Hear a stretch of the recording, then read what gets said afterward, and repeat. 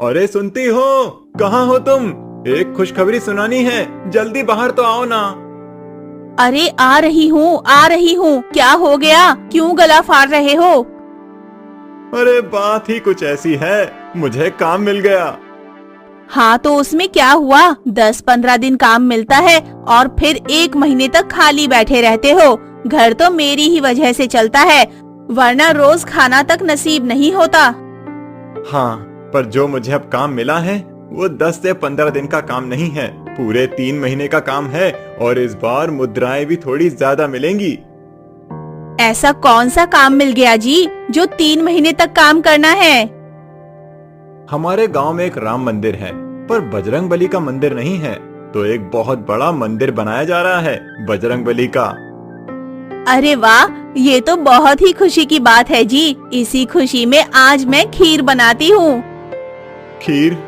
यहाँ 2 वक्त का खाना नसीब नहीं होता और तुम खीर बनाने की बात कर रही हो? आप उसकी चिंता मत करो, मेरे पास अभी भी थोड़ी मुद्राएं हैं, जिससे हम दोनों खीर तो खा ही सकते हैं। और 3 महीने तक का काम मिला है, तब तक आप इतना तो कमा ही लोगे कि हम 56 भोग तक खा सकें। क्यों? 56 भोग का तो पता नहीं, पर इतना तो कमा ही लूंगा कि थोड़ी गरीबी कम हो सके। अच्छा, तो अब मैं काम पे चलता हूँ, तुम रात को खीर बना के रखना, साथ में खाएंगे, ठीक है? ऐसा कहते ही माधव काम के लिए निकल जाता है। वहाँ पहुँचकर ठेकेदार कहता है, अरे माधव, पहले दिन ही इतनी देर, तुम्हें यहाँ टिकना तो है ना कि मैं किसी और को रख लूं? अरे नहीं ठेकेदार जी, आप बस आज माफ कर दो। कल से मैं समय से पहले ही पहुंच जाऊंगा, पक्का। ठीक है, अब काम पर लगो। काम पर तो देर से आए हो, पर काम ठीक से करना। जी, मैं मन लगाकर काम करूंगा। माधव ऐसा कहते ही काम पर लग जाता है। वहीं दूसरी तरफ राधा खीर खरीदने बाजार जाती है। आज तुम इतने दिन बाद यहाँ पर? माफ करना, आज तुम्हारे लिए कीड़े लगे सस्ते चावल नहीं हैं। लेने हैं तो ये अच्छे चावल ही लेने पड़ेंगे। अरे नहीं, आज मैं खीर के चावल लेने आई हूँ। खीर के चावल? कहीं डाका डाला है क्या? तुम्हें पता है ना, 100 ग्राम चावल की कीमत 40 तांबे के सिक्के हैं। जी मुझे पता है, और इसलिए मैंने इतने दिनों से सिक्के इकट्ठा भी किए हैं। आज मेरे पति को 3 महीने के लिए काम मिला है। इसी खुशी में आप मुझे 50 ग्राम खीर के चावल दे दो, और ये रहे 20 तांबे के सिक्के। अच्छा, तो ये बात है। अच्छा ठीक है, ये लो खीर के चावल। फिर राधा खीर के चावल लेकर अपने घर की ओर निकल जाती है। दूसरी तरफ बजरंग बली की मूर्ति आ जाती है। हाँ, ये मूर्ति लो और मेरे घर पर रख देना। एक बार मंदिर का काम पूरा हो जाए, फिर मूर्ति की पूजा करके मंदिर में स्थापित कर देंगे। पर याद रखना, ये मूर्ति बहुत कीमती है, कुछ होना नहीं चाहिए। जी ठेकेदार जी, जैसा आप कहें। माधव उस मूर्ति को ले जा ही रहा था कि बीच में एक केले के छिलके पर फिसल जाता है और माधव मूर्ति के साथ गिर जाता है और मूर्ति भी टूट जाती है। हे भगवान, ये क्या किया? गधे, इतनी कीमती मूर्ति तूने तोड़ दी। तुझे अंदाजा भी है तूने क्या किया है? माफ कर दीजिए ठेकेदार जी, किसी ने बीच में ही केला खाकर उसका छिलका यहीं फेंक दिया। मैंने देखा नहीं और मेरा पैर फिसल गया। इसमें मेरी कोई गलती नहीं है। तो क्या मेरी गलती है? हाँ, तुझे मैंने कहा था कि कीमती मूर्ति है, इसे कुछ होना नहीं चाहिए। पर तेरे जैसा मंदबुद्धि इंसान ये बात समझ ही नहीं सकता। तेरे जैसा फटीचर इंसान क्या जाने कि इस मूर्ति की कीमत क्या है। मुझे माफ कर दीजिए ठेकेदार जी, आगे से ऐसी गलती कभी नहीं होगी। आगे से तुझे काम दूंगा तो ना होगी। तुझे आज ही मैं काम से निकालता हूँ। और हाँ, ये जो मूर्ति तूने तोड़ी है उसके पैसे भी देगा, और अगर नहीं दे पाया तो तुझे और तेरी पत्नी दोनों को इस गांव से धक्के मार कर निकाल देंगे और तेरा घर भी बेच देंगे। ठेकेदार जी, मुझे माफ कर दीजिए, मुझसे गलती हो गई।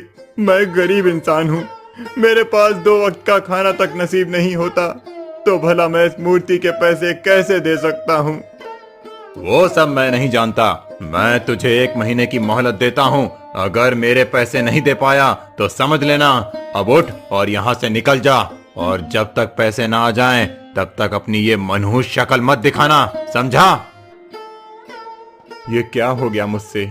मेरी पत्नी को जब मैंने कहा था कि काम मिल गया है तो कितनी खुश थी, और अभी तो बेचारी मेरे लिए खीर बना रही होगी, इस आस में कि मैं घर पैसे लेकर आऊंगा और हम दोनों साथ में खीर खाएंगे।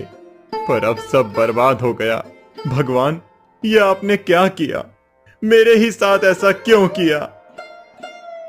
भगवान, आखिर मैंने अपने जीवन में ऐसे कौन से पाप किए हैं जो आपने मुझे आज ये सिला दिखाया है?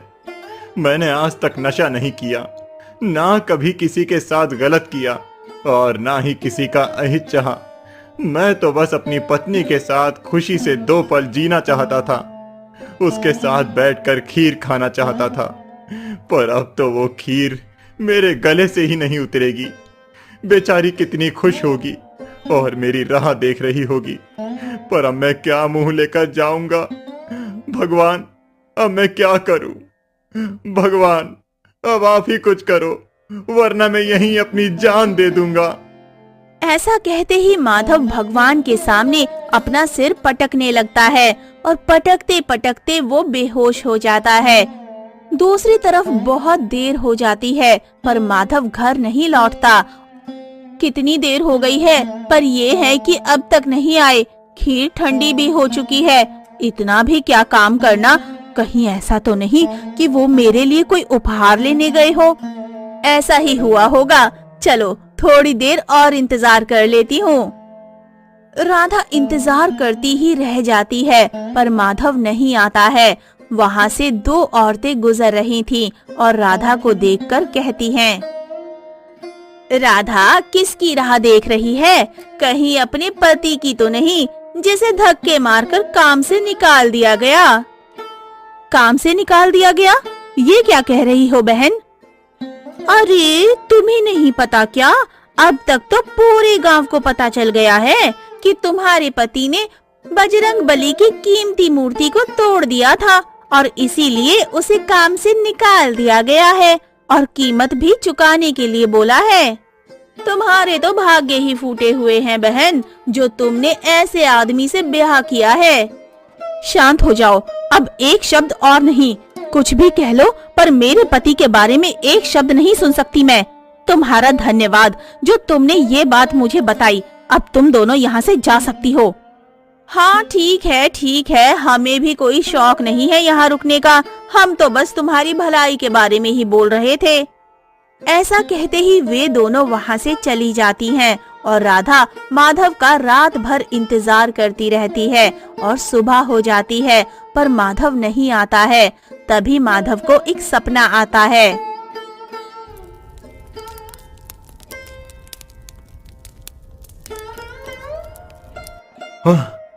सपना था, बहुत बुरा सपना था।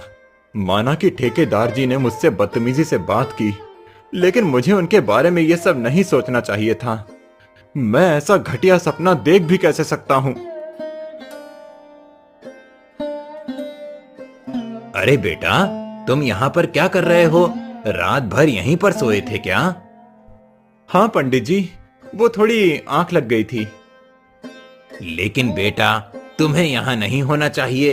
तुम्हारी पत्नी रात से ही परेशान है, तुम्हारी प्रतीक्षा कर रही होगी। पर पंडित जी, घर जाके भी मैं क्या करता, कैसे मुंह दिखाता? हाँ, मैंने सुना तुम्हारे बारे में। कल तुम्हारे साथ बहुत बुरा हुआ, किंतु तुम चिंता मत करो, क्योंकि पता चला है कि कल जिस केले के छिलके पर तुम्हारा पैर फिसला था, वो केले का छिलका ठेकेदार ने ही खाकर फेंका था और इस विषय में मुखिया जी और बाकी सब बातचीत कर रहे हैं। देखना, बात तुम्हारे ही पक्ष में आएगी। आप सच कह रहे हैं पंडित जी। अगर ऐसा है तो भगवान ने मेरी सच में सुन ली।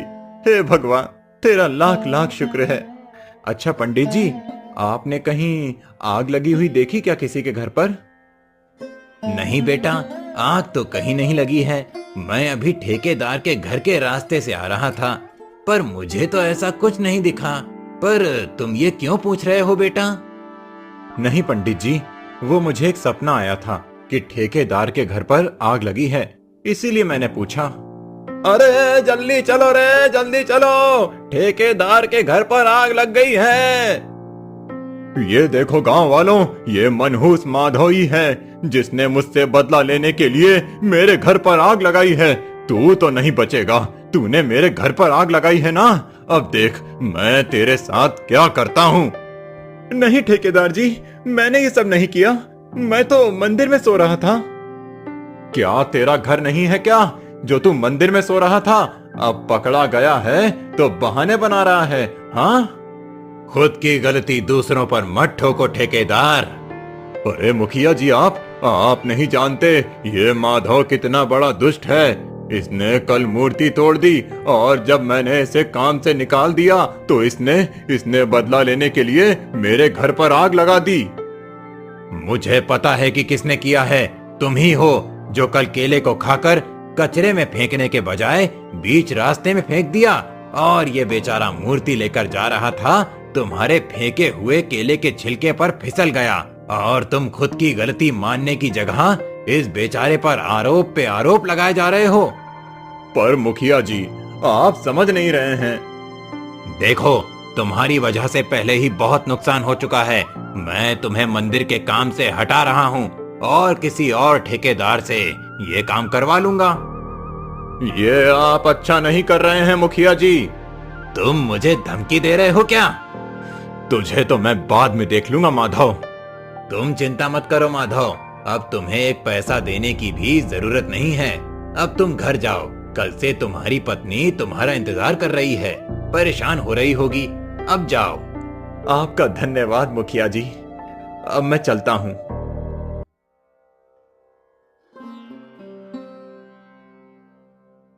उसके बाद माधव घर चला जाता है और जाकर अपनी पत्नी को सारी घटनाएं बताता है। चलो, अच्छा हुआ कि मुखिया जी ने सब संभाल लिया, नहीं तो पता नहीं हमारा क्या होता। हम तो पहले से ही इतने गरीब हैं, ऊपर से कर्जे में पड़ जाते तो। अब ये सब छोड़ो भाग्यवान, और जल्दी से कुछ खाने को दे दो, बड़ी भूख लगी है। हाँ, मैं अभी आपके लिए खीर गरम करके लाती हूँ। तुमने खीर नहीं खाई क्या? आपके होते हुए पहले मैं कैसे खा सकती हूँ जी, मैं अभी लेकर आती हूँ। वे दोनों खीर खा लेते हैं और देखते ही देखते रात भी हो जाती है और माधव को एक सपना आता है जिसे देखकर वो छटपटाने लगता है। ए जी, उठो जी, आप इतना छटपटा क्यों रहे हो? उठो, क्या हुआ जी? ए जी, सुनते हो? क्या हुआ? कोई बुरा सपना देखा क्या? पर बुरा तो देखा ही, पर असली सपना भी देखा। असली सपना? ये आप क्या कह रहे हो जी? हाँ, पता है, जब मैंने मंदिर में जाकर अपना माथा पीटा तो मैं बेहोश हो गया था, और मैंने सुबह एक सपना देखा था कि ठेकेदार के घर पर आग लग गई थी, और हुआ भी ऐसा ही था। अगर मुझे दिखने वाले सपने सच होते हैं तो ये भी जरूर सच होगा। हमें कुछ ना कुछ तो करना होगा राधा, जल्दी चलो यहाँ से। पर कहाँ? वो सब बाद में पूछ लेना, पहले यहाँ से निकलो, अब चलो। उसके बाद माधव और राधा वहाँ से चले जाते हैं। उसके कुछ ही देर बाद ठेकेदार आ जाता है मशाल लेकर। तूने गांव वालों को तो मूर्ख बना दिया, पर मुझे पता है कि तूने ही मेरे घर पर आग लगाई थी। तुझे क्या लगता है तू मेरे घर पर आग लगा के यहाँ से बच जाएगा? आग के बदले आग। तूने मेरे घर पर आग लगाई थी ना, अब तू और तेरी पत्नी इस घर के साथ ही सुहा हो जाएगा। ठेकेदार के आग लगाने से पहले ही गांव वाले और मुखिया जी राधा और माधव के साथ वहां पर आ जाते हैं। मुखिया जी, आप यहाँ पर आप सबको कैसे पता चला कि मैं यहाँ आग लगाने आया हूँ? हमें माधव यहाँ लेकर आया है। जब तुमने ये योजना बनाई थी तो माधव ने सब सुन लिया था। अच्छा हुआ माधव जो तुम हमें यहाँ लेकर आ गए, वरना हमें तो इसकी असलियत के बारे में पता ही नहीं चलता। गांव वालों, इसे पकड़ लो और कल सुबह होते ही इसे महाराज के सामने लेकर जाना। अब वही इसका निर्णय करेंगे। उसके बाद गांव वालों ने ठेकेदार को पकड़ लिया और उसे लेकर चले गए। लगता तो ऐसा ही है राधा, कल का सपना तो पूरा हुआ ही, लेकिन आज भी मैंने देखा कि ठेकेदार यहाँ आग लगाने आएगा और वो भी सच हो गया। मुझे तो लगता है ये भगवान ने मुझे आशीर्वाद स्वरूप भेंट में दी है। भगवान का लाख लाख शुक्र है कि आग लगने से पहले ही आपको सपना आ गया और आपने सब सुलझा लिया, नहीं तो क्या से क्या हो जाता। अब उसकी चिंता मत करो, अब सब ठीक है। अब चलो चलकर सो जाते हैं, क्या पता फिर कोई सपना आ जाए। अब तो मैं भविष्य देख सकता हूँ, तो अब मेरा तो सोना अत्यंत महत्वपूर्ण है। उसके बाद दोनों जाकर सो जाते हैं।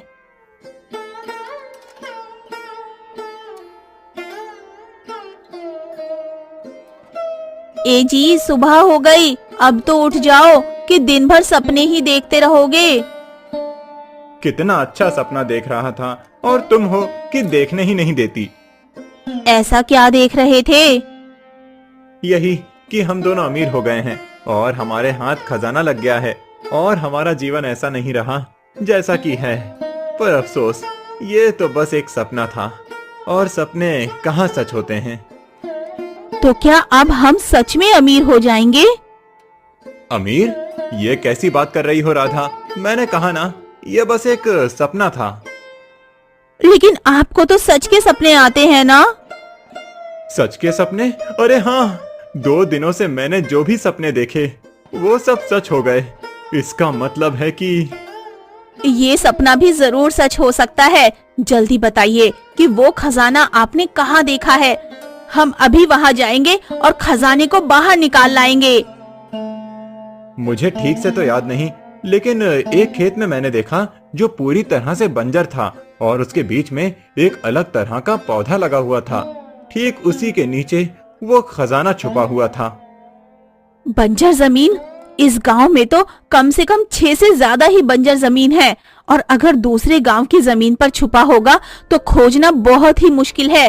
पर जो भी हो, खजाना चाहिए तो खोज तो करनी ही पड़ेगी। सही कहा राधा, चलो चलकर ढूंढ निकालते हैं खजाने को और अपनी घिसी पिटी जिंदगी को अलविदा करते हैं। उसके बाद राधा और माधव दोनों ही गांव की बंजर जमीन को खोजने निकल गए, पर बहुत देर तक भी खोजने पर वो जमीन नहीं मिल रही थी। पक्का आपने यही सपना देखा था ना जी? अरे हाँ, मैंने देखा तो यही सपना था। तो फिर वो जमीन मिल क्यों नहीं रही है? कहीं वो दूसरे गांव में तो नहीं? अब हम कौन से गांव में खोजें? ये तो बड़ी समस्या की बात है, लेकिन अभी भी एक जमीन बची हुई है जो पूरी तरह से बंजर है। एक बार उसे भी चलकर देख लेते हैं, क्या पता मिल जाए।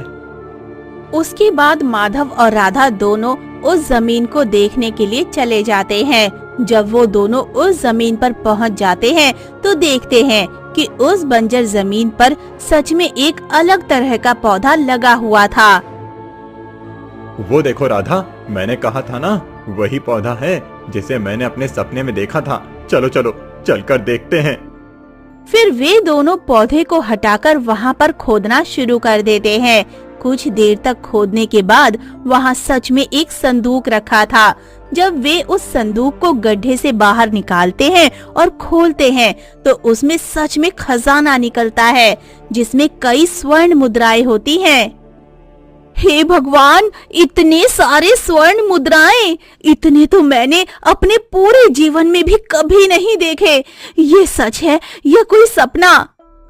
राधा, ये सपना ही तो है जो अब पूरा हो गया है। अब हमें गरीबी से भरी हुई जिंदगी, जिसमें 2 वक्त का खाना तक नसीब नहीं होता था, वो जिंदगी अब नहीं जीना पड़ेगा। हाँ, वो तो है। मुझे तो अभी भी विश्वास ही नहीं हो रहा किंतु अगर हम इतने सारे स्वर्ण मुद्राएं लेकर जाएंगे तो गांव वालों को शक नहीं होगा। जो कल तक इतने गरीब थे वे रातों रात इतने अमीर कैसे हो गए? कहीं वो हमारी स्वर्ण मुद्राओं को हड़प लिए तो? बात तो तुमने सही कही राधा। एक काम करते हैं, इस गांव से ही चले जाते हैं। गांव से चले जाते हैं? ये आप क्या बोल रहे हैं जी? और नहीं तो क्या, अगर हम यहाँ रहेंगे तो गांव वाले हमें इतनी सारी स्वर्ण मुद्राओं के साथ रहने नहीं देंगे, और अगर हम दूसरे गांव चले गए तो किसी को भी नहीं पता चलेगा, क्योंकि हमें कोई पहचानता ही नहीं होगा। सारे लोग हमें शुरू से ही अमीर समझेंगे और वहाँ हम शांति से अपना पूरा जीवन बिता सकते हैं बिना किसी दिक्कत के। ऐसा कहते ही वे दोनों उस खजाने को लेकर दूसरे गांव जाने लगते हैं, ये सोचकर कि अब वो अपना जीवन खुशी से अमीरों वाली तरह से बिताएंगे। पर उन्हें क्या पता था कि उनके दरवाजे पर कौन सी मुसीबत दस्तक देकर बैठी थी। महाराज, हमने उस चोर को पकड़ लिया है जो हमारे राजकोष से धन चुरा कर भाग गया था। बहुत बढ़िया मंत्री जी, आपने अच्छा काम किया। तो बताओ चोर, कहाँ रखा है मेरा धन? अगर सीधी तरह से बता देते हो तो मैं तुम्हें ज्यादा कष्ट नहीं दूंगा, परंतु अगर तुमने नहीं बताया तो तुम्हारे शरीर के टुकड़े टुकड़े कर कुत्तों को खिला दिया जाएगा। मुझे माफ कर दीजिए महाराज, मेरे मित्र ने मुझे लालच देकर यह काम कराया है। अगर आपको पकड़ना ही है तो मेरे मित्र को पकड़िए महाराज, मुझे छोड़ दीजिए, मुझे छोड़ दीजिए। तुमसे किसने कराया ये, या किस लिए किया, ये मैं नहीं पूछ रहा हूँ। मेरा धन कहाँ है ये बताओ। जी महाराज, वो धन मैंने पास के ही गांव में एक बंजर जमीन पर गाड़ रखा है, और उसके ऊपर मैंने एक जंगली पौधा लगाया है ताकि मुझे खोजने में किसी प्रकार की दिक्कत ना हो।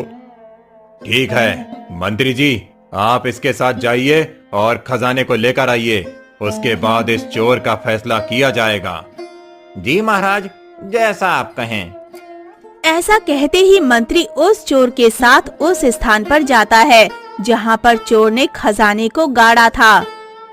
हे भगवान, ये क्या हो गया? मैंने तो यहीं पर रखा था। देख के तो लगता है कि अभी अभी खोदा गया है, तुम्हें पता। ऐसा कहते ही सैनिक चोर को ले गए और मंत्री जी उस चोर को खोजने में लग गए। उन्होंने उस गांव का चप्पा चप्पा देखा पर वो चोर नहीं मिला, तो मंत्री जी पास के ही एक गांव में चले गए। अरे मित्र, सुना क्या? हमारे गांव में एक बहुत धनी लोग आए हैं और उन्होंने वो घर खरीद लिया है जिसे सिर्फ बहुत धनी लोग ही खरीद सकते हैं। मुझे तो लगता है कि कोई व्यापारी होगा जिसके महाराज के साथ अच्छे संबंध हो सकते हैं, तो हमें उसके साथ नरमी से पेश आना चाहिए और हमें उसके साथ दोस्ती भी करनी चाहिए, फायदे में रहेंगे। सही कहा मित्र। मंत्री उनकी ये बातें सुन लेता है और उस व्यापारी से मिलने उसके घर चला जाता है। जी कहिए महाशय, आप कौन हैं और हमसे क्या काम है? मैं तो बस महाराज का सेवक हूँ। मुझे पता चला है कि आपके पास बहुत सारा धन है और आप एक व्यापारी भी हैं, तो हमारे महाराज ने बस अपने समझौते के लिए आपको बुलाया है। अरे नहीं नहीं मंत्री जी, मैं कोई व्यापारी नहीं हूँ। ये तो मेरा पुश्तैनी खजाना है जो मेरे दादा परदादा के हैं। उन्होंने इतनी मेहनत की और इतना सारा धन बचा के रखा आने वाले भविष्य के लिए, बस और कुछ नहीं। तो क्या आप यहाँ व्यापार नहीं करने वाले? अगर आप यहाँ व्यापार करेंगे तो और भी पैसे कमा सकते हैं। आपने सुझाव तो अच्छा दिया है मंत्री जी, पर अभी नहीं, इस बारे में मैं किसी और दिन सोचूंगा। अच्छा, तो क्या मैं आपके पुश्तैनी खजाने को देख सकता हूँ क्या? वो क्या है ना कि महाराज सामने वाले की हैसियत से कर लगाते हैं। आपके पास ज्यादा पैसे होते हैं तो आपको ज्यादा कर्ज देना पड़ता है, परंतु वो सुविधाएं भी आपको दी जाएंगी जो अन्य व्यक्तियों को नहीं दी जाती हैं। बस इसीलिए मुझे आपका खजाना देखना है। जी, अगर ऐसी बात है तो आप मेरा खजाना देख सकते हैं। तो मेरा शक बिल्कुल सही निकला। ये वही संदूक है जिसे चोर ने चोरी किया था, और जरूर ये उस चोर का ही साथी होगा। माफ कीजिए महाशय, परंतु आपको मेरे साथ महाराज के पास जाना होगा। महाराज के पास? परंतु क्यों? कुछ गड़बड़ है क्या? अरे नहीं नहीं, कोई गड़बड़ नहीं है। असल में आपके पास कुछ ज्यादा ही अधिक धन है, तो आप पर कितने कर लगाए जाएंगे और कितनी सारी सुविधाएं दी जाएंगी, इसी विषय पर बातचीत करने के लिए आपको मेरे साथ जाना पड़ेगा। महाशय, आपको कोई दिक्कत तो नहीं? अरे नहीं नहीं, कोई दिक्कत नहीं है। बस आप मेरी पत्नी को आने दीजिए। वो सब्जी लेने बाजार गई हुई है। अगर मैं उसे बिना बताए चला गया तो वो बेचारी चिंता करती रहेगी। उसके कुछ ही देर बाद उसकी पत्नी बाजार से आ जाती है। ये कौन है जी? आपके कोई मित्र है क्या? अरे नहीं नहीं, ये तो महाराज के सेवक हैं। कर के सिलसिले में बात करने आए थे, तो मुझे अभी इनके साथ महल जाना पड़ेगा। तुम घर का अच्छे से ध्यान रखना, ठीक है राधा? तो क्या आप ही मंत्री जी हैं जो चोर की तलाश कर रहे हैं? मैं जब बाजार गई थी तो सब इसी बारे में बात कर रहे थे। एक चोर ने राजकोष से धन चुराकर एक बंजर जमीन में गाड़ दिया था। अब वो खजाना गायब है। मंत्री जी उसी चोर को खोज रहे हैं जी। मंत्री चोर की तलाश? ये क्या बोल रही हो राधा? तो क्या हमें जो खजाना मिला था वो चोरी का था? तो तुम दोनों को पता ही चल गया। देखो, अब भागने का कोई फायदा नहीं है। अब तुम नहीं बच सकते, इसीलिए अच्छा यही होगा कि चुपचाप मेरे साथ महल चलो। देखिए मंत्री जी, इसमें मेरे पति की कोई गलती नहीं है। उन्होंने खजाने को नहीं चुराया। हमें तो खजाना गड़ा हुआ मिला है, तो हमने ले लिया। हमसे बहुत बड़ी भूल हो गई मंत्री जी, हमें माफ कर दीजिए। मैं तुम्हें मूर्ख दिखता हूँ क्या? वो जमीन तुम्हारी थी ही नहीं, तो फिर तुम उस जमीन में क्यों जाओगे और खोद के देखोगे? जिसे पता ना हो कि खजाना कहाँ है, वो नहीं ढूंढ सकता। ऐसा हो ही नहीं सकता कि तुम्हें पता ना हो, और तुम्हें पता तभी हो सकता है जब तुम चोर के साथ मिले हुए हो।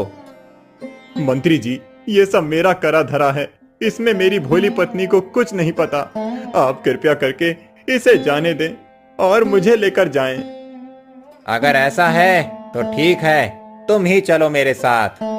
महाराज, ये रहा वो चोर जिसके साथ मिलकर उस चोर ने संदूक चुराया था। तो तुम हो वो? सैनिकों, उस चोर को यहाँ लेकर आओ। क्या यही है वो जिसके साथ तुमने मिलकर चोरी की थी? जी महाराज, यही है वो मेरा मित्र। इसकी लंबाई और कद काठी उसी के जैसी है, और वो आंखें भी वैसी ही हैं महाराज। तुम्हें इस बारे में कुछ कहना है क्या? नहीं महाराज, मैं बस इतना ही कहूंगा कि इसमें मेरी पत्नी का कोई हाथ नहीं था। वो तो बेचारी मासूम है, उसे इन सब मामलों में मत घसीटिएगा महाराज। ठीक है सैनिकों, इन दोनों को ले जाओ और डाल दो हमेशा हमेशा के लिए कारागार में। एक बात बताओ चोर भाई, तुमने मुझे अपना साथी क्यों बताया? ये क्या कह रहे हो मित्र? तुमने मेरे साथ मिलकर चोरी की तो मैं तुम्हारा ही नाम लूंगा। पर मैं तो तुम्हें जानता ही नहीं। तो मैं कौन सा तुम्हें जानता हूँ मित्र? ये लोग अपने आप को बहुत ही होशियार समझते हैं, पर एकदम मूर्ख हैं। मैंने जो कहा उसे ही सच मान बैठे। मैंने तो बस इन्हें गुमराह करने और इन्हें परेशान करने के लिए ये झूठी कहानियां बनाई। असल में तो मेरा कोई साथी नहीं है। तो इसका मतलब तुमने झूठ कहा ताकि वो तुम्हारे दूसरे साथी को खोजने के लिए दिन रात परेशान रहें? और नहीं तो क्या। पर पता नहीं तुम इन चक्करों में कैसे फंस गए, और उससे भी हैरानी की बात, तुम्हें कैसे पता चला कि मैंने खजाना कहाँ रखा है? हाँ, मैं कहूँगा तब भी तुम विश्वास नहीं करोगे, इसीलिए जाने दो। अरे क्यों नहीं करूँगा? ये लोग बेवकूफ हैं, मैं नहीं। तुम कहो तो सही। मुझे सपने आते हैं जिसमें मैं भविष्य देख सकता हूँ। फिर माधव ने उसे पूरी बात बताई। चोर ये बात आश्चर्य से सुनने लगा और कहता है, भविष्य वाले सपने? ये क्या बकवास कर रहे हो? भला ऐसा भी कभी हो सकता है क्या? तुम्हारी बातों का विश्वास करना सच में बहुत मुश्किल है मित्र, पर तुम मुझे बहुत सीधे साधे लगते हो। अपनी पत्नी को बचाने के लिए तुमने झूठा आरोप भी अपने ऊपर ले लिया। इसीलिए मैं तुम पर विश्वास कर लेता हूँ। अरे ये क्या मित्र, तुम ठीक तो हो ना? उठो मित्र उठो, ये क्या हो रहा है तुम्हें? नहीं, ऐसा नहीं हो सकता, ऐसा नहीं हो सकता। क्या नहीं हो सकता है? तुमने कोई बुरा सपना देखा क्या? हाँ, मैंने देखा कि महाराज की जान खतरे में है। उन्हें शरबत में जहर दिया गया है और वो पीकर वो मर जाते हैं। मुझे कुछ ना कुछ करना पड़ेगा, नहीं तो महाराज के प्राण जा सकते हैं। अरे तो तुम क्यों इतना डर रहे हो? प्राण तो महाराज के संकट में है ना, तुम्हारे तो नहीं। महाराज के प्राण मेरे प्राण हैं। अगर महाराज को कुछ हो गया तो ये राज्य बहुत संकट में आ सकता है। तुम नहीं समझोगे। सैनिकों, सैनिकों, उठो। अरे क्या हो गया? क्यों चिल्ला रहा है इतनी रात को? पानी खत्म हो गया क्या? पानी नहीं खत्म हुआ है, महाराज के प्राण खतरे में हैं। क्या कहा? महाराज के प्राण खतरे में हैं? और तुझे कैसे पता चल गया? कोई सपना देखा क्या? वो मैं बाजार में किसी को कहते हुए सुना था कि महाराज को जहर देने वाले हैं उनके शरबत में। तुझे हम कोई मूर्ख लगते हैं? अगर बाजार में तूने ऐसा सुना तो तभी क्यों नहीं कहा? अभी क्यों कह रहा है? छोड़ दे भाई, ये तेरी बात नहीं समझेंगे। बोल कर कोई फायदा नहीं है, सो जा। पर महाराज, देख भाई, तू जो कर सकता था तूने वो किया। इससे ज्यादा अब तू कुछ नहीं कर सकता। अब सो जा। ऐसा कहने के बाद चोर सो जाता है और माधव तो रात भर परेशान रहता है और सो नहीं पाता। सुबह होने के बाद माधव को महाराज के पास बुलाया जाता है। महाराज, आप जिंदा हैं? तो क्या तुम चाहते हो मैं मर जाऊं? नहीं महाराज, वो तो बस मुझे एक बुरा सपना आया था, इसीलिए। यही ना कि हमें किसी ने जहर देकर मार डाला? हाँ महाराज, पर आपको कैसे पता? जब कल हमने तुम्हें कारागार में डाला तो तुम्हारी पत्नी आई थी और कह रही थी कि तुम्हें सपने आते हैं जो भविष्य में होने वाली घटनाएं दिखाते हैं। हमें पहले तो लगा कि वो तुम्हें बचाने के लिए झूठ बोल रही थी, पर जब तुमने सैनिक से महाराज को जहर देने वाली बात कही तो सैनिक मेरे पास आया था और उसने मुझे ये बात बताई।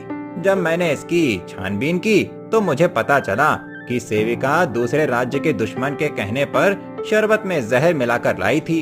जब मैंने उसे शरबत पीने को कहा तो वो डर गई और डर के कारण उसने अपना सारा सच बता दिया। और इसीलिए हम तुम्हारे सपने वाली बात को इनकार नहीं कर सकते। तुम्हारी पत्नी ने कहा कि वो खजाना तुमने अपने सपने में देखा था, तुमने चोरी नहीं की है, इसीलिए हम तुम्हें आजाद करते हैं। क्या आप सच कह रहे हैं? महाराज, आपका धन्यवाद कि आपने मेरी पत्नी का विश्वास किया और मुझे छोड़ दिया। सिर्फ तुम्हें ही नहीं छोड़ा है, तुमने हमारी जान बचाई है। इसीलिए वो घर जिसे तुमने हमारे राजकोष से खरीदा, वो घर हम तुम्हें इनाम के तौर पर देते हैं और तुम्हें हम एक पद भी देते हैं जहां तुम्हें मंत्री जी के साथ काम करना होगा। तुम्हारे सपनों के कारण हमारी बहुत मदद होगी। तो बताओ, क्या तुम मेरे यहाँ काम करना चाहोगे? जी महाराज, आपका कोटि कोटि धन्यवाद महाराज कि आपने मुझे इस योग्य समझा। मैं कल से ही काम पर लग जाऊंगा महाराज। अब मुझे जाने की आज्ञा दें। मुझे घर जाकर राधा को ये खुशखबरी देनी है, वो बेचारी चिंता कर रही होगी। ऐसा कहते ही माधव घर चला जाता है और राधा को सारी बात बता देता है। अब उन्हें गरीबी से छुटकारा मिल जाता है और इसी खुशी में वो दोनों मंदिर जाकर भगवान को शुक्रिया करते हैं।